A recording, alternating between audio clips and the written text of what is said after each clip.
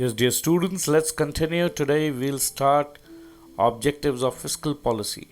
So, fiscal policies, when made by a developed country, would certainly differ from a developing country. The main objective for America would be to maintain economic stability, while the main objective of fiscal policy in developing countries is to accelerate economic development.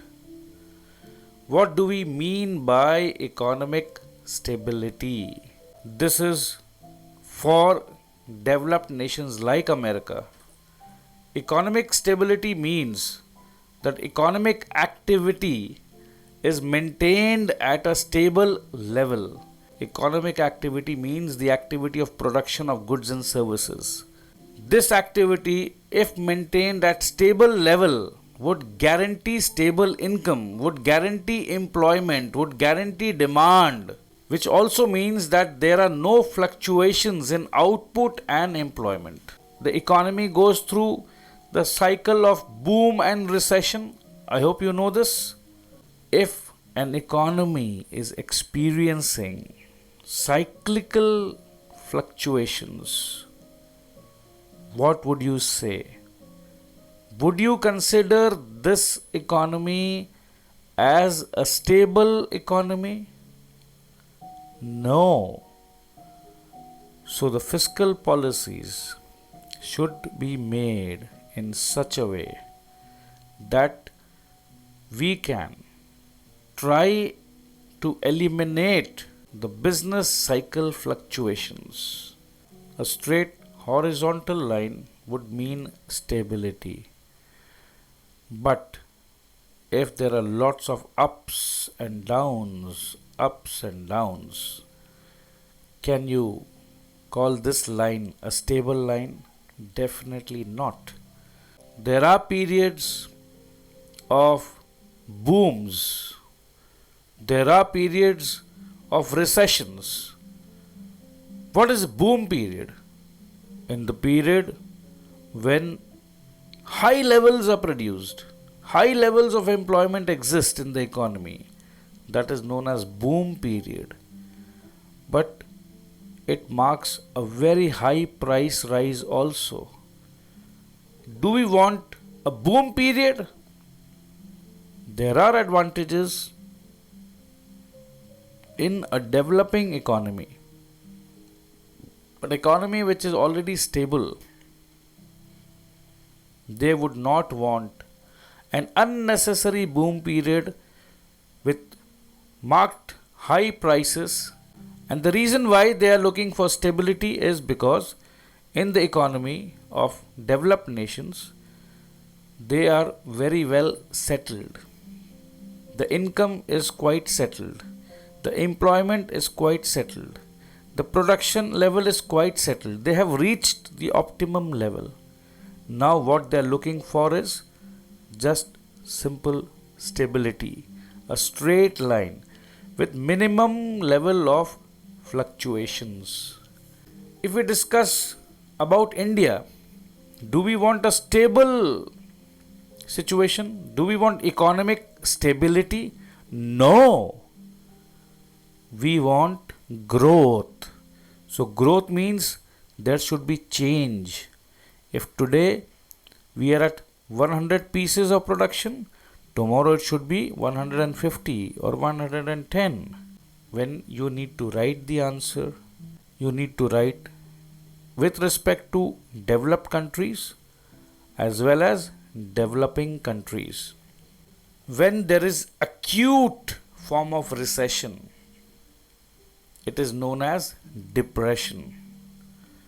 During depression, the level of output and employment is very low, as a consequence of which there is huge unemployment in the economy. Economic stability requires that the cyclical fluctuations, which we know as booms and depressions, are checked. Situations of booms are undesirable because they lead to sharp rise in prices. Periods of depression need to be averted because they lead to situations of severe unemployment in the economy. So, this was point number 1, economic stability. I hope it's absolutely clear. We move to point number 2, to achieve full employment. Full employment. 100% people employed in the economy. 100% employment means zero unemployment. Do you think it is practically possible to reach zero unemployment? Think. We have studied in class 11 a concept called frictional unemployment. So, since frictional unemployment exists in the economy, zero unemployment is not practical, not feasible. It is now agreed that full employment exists when the rate of unemployment is about 5 to 6% in the economy. So, can we rightly understand, if 94% people are employed, we would deem it to be full employment in the economy.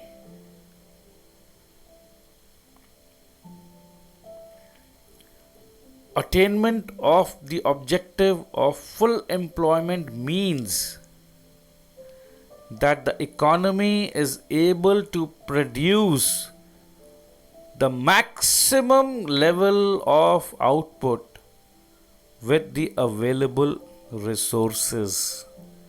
To produce something, we need land, labor, capital. So, the resources of land and capital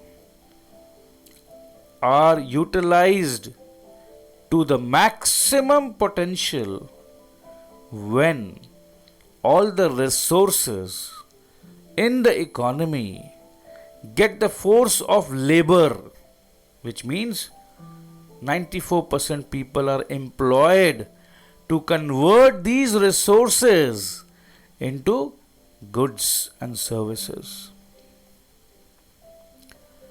Economic stability, which we already discussed, and full employment are the basic objectives of fiscal policy in developed countries.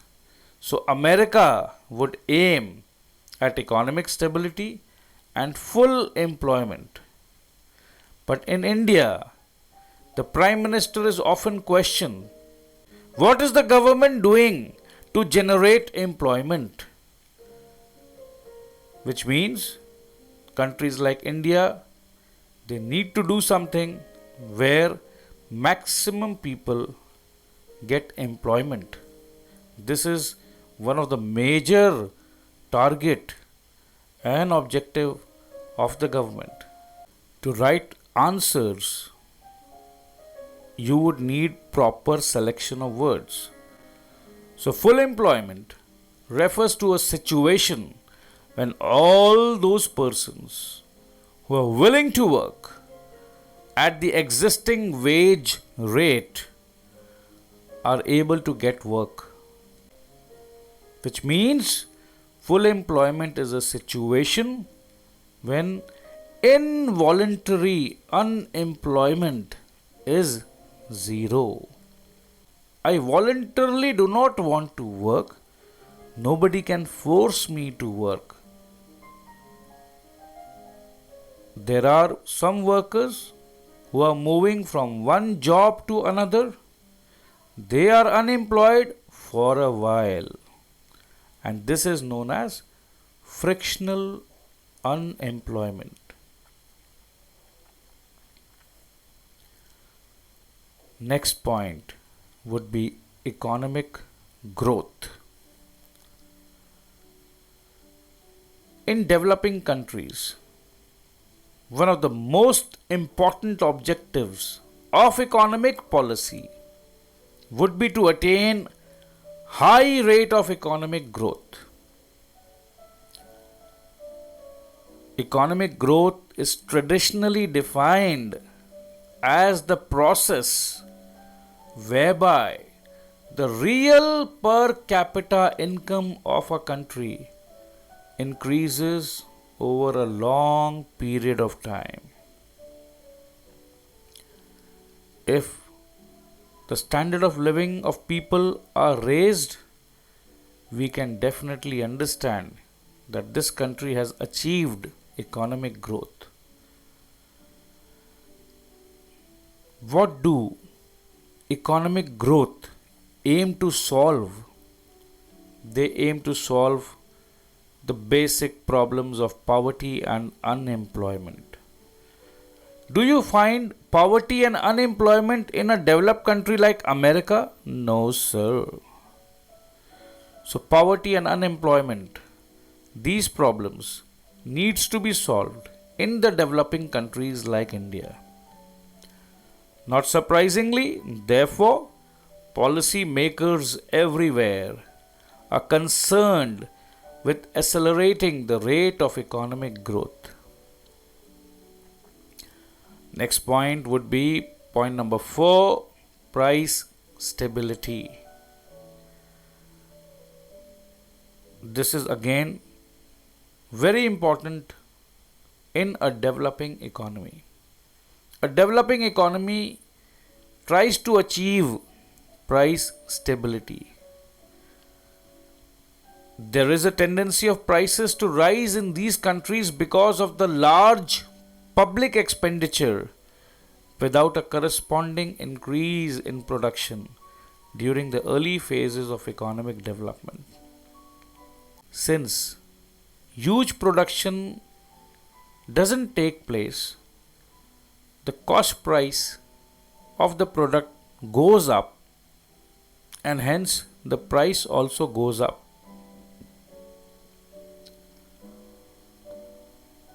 When we talk about price stability, do we actually mean that what was costing 100 rupee in 2023 should cost exactly 100 rupee in 2024? Exactly 100 rupee in 2025? No. No. A certain degree of price rise is welcome, because if you put 100 rupee in a bank, and if the bank is willing to give you 105 rupee at the end of 1 year, which means there is a jump of 5%. This is the nominal rate of return given by the bank. So, this 5%, 6%, 7% rise is desirable. It should happen. But what was costing me 100 rupee in 2023 is costing me 150 rupees in 2024. This doesn't mean that the economy has price stability. So price stability is very, very, very important. So some rise in prices is essential for healthy functioning of economy, as I rightly explained. A mild dose of inflation acts as a stimulant to production. A mild dose. So mild dose is 5 to 6%. A gradual rise in prices is necessary in a growing economy. A gradual rise. Thus, price stability means that price changes are kept within a modern range. So dear students, the heading is price stability. But once you write the answer, you need to explain that stability doesn't mean an absolute stability. A modest range is welcome. A gradual price rise is welcome. Rather, it acts as a stimulant to production. So these words are very, very important. Price stability is needed because it keeps the value of money stable. eliminates economic fluctuations, brings stability in the economy, checks arbitrary redistribution of income and wealth, and promotes economic welfare. We come to point number 5, very important, with respect to social equity and economic justice. The point is reducing inequalities in income and wealth. In developing countries like India, we often hear a lot of allegations that our Prime Minister is helping only few industrialists. They say that Prime Minister is giving everything to Mr. Adani. Though it is a matter of debate, but this is a political point. You just cannot hand over anything to anyone. Of course, there is a democratic process, the process of bidding, and the best industrialist, the best bidder wins. But imagine a situation where handful of industrialists exist in the economy and they are running the show. They are becoming rich, like the Ambanis, the Adanis, the Tatas. In India, we know 10 to 15 industrialists, or maybe maximum 100 industrialists, controlling maybe 60 to 70% of business in the country. They are becoming richer. So, developing countries aim at reducing inequalities in the distribution of income and wealth. These countries suffer from marked inequalities in incomes and wealth. Majority of people, they struggle hard and make both ends meet. Majority. And only small number of people roll in luxuries.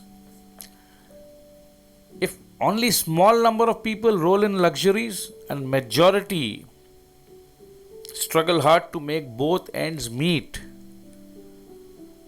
it means gross inequalities exist in the society. If such a situation exists, no amount of economic development will increase economic welfare.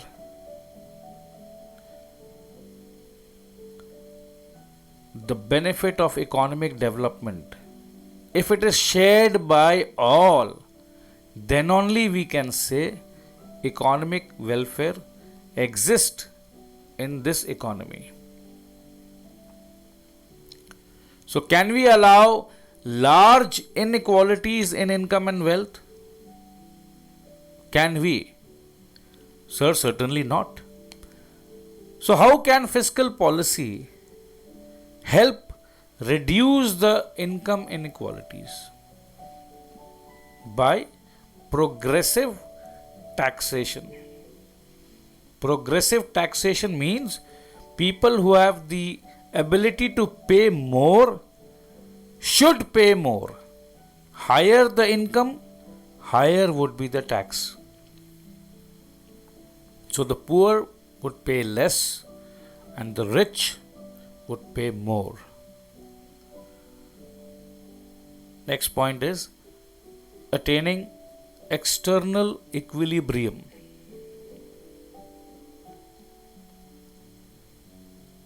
What do we mean by external equilibrium? To put it simply, let's say we import products from various countries and the total value of import is 100 rupee, and we export and the total value is 100 rupee. So basically it comes to equilibrium. External means external countries and doing business with external countries with regards to imports and exports.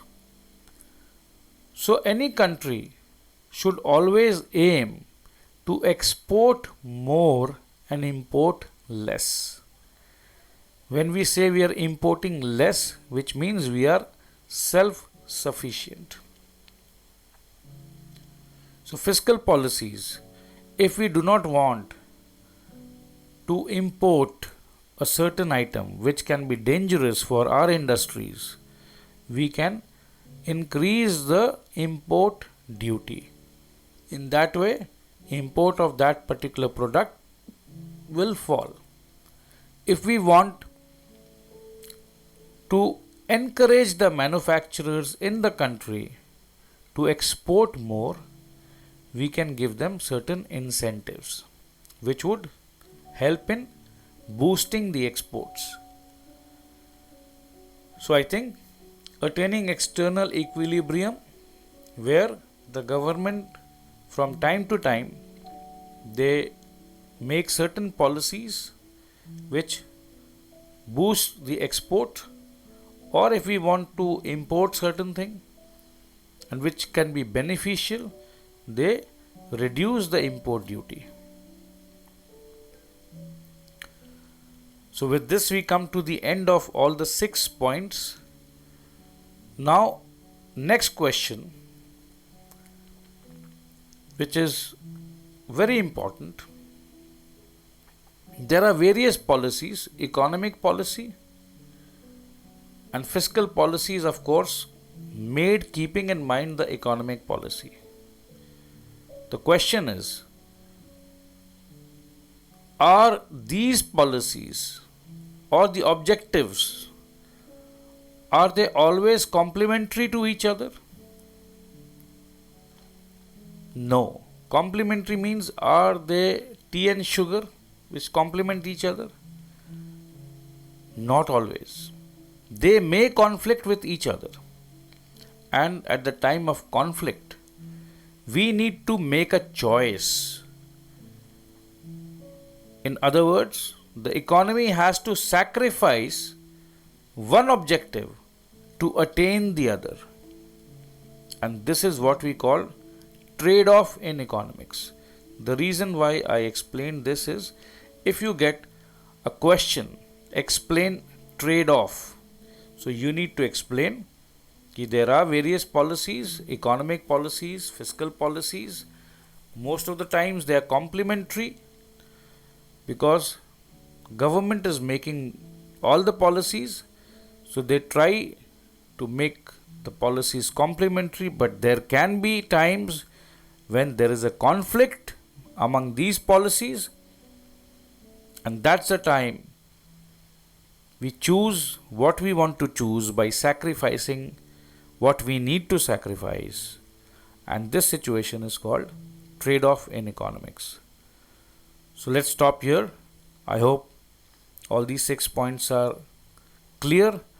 You may put up any question to me in my WhatsApp number 983-017-5050. All the best. Bye-bye.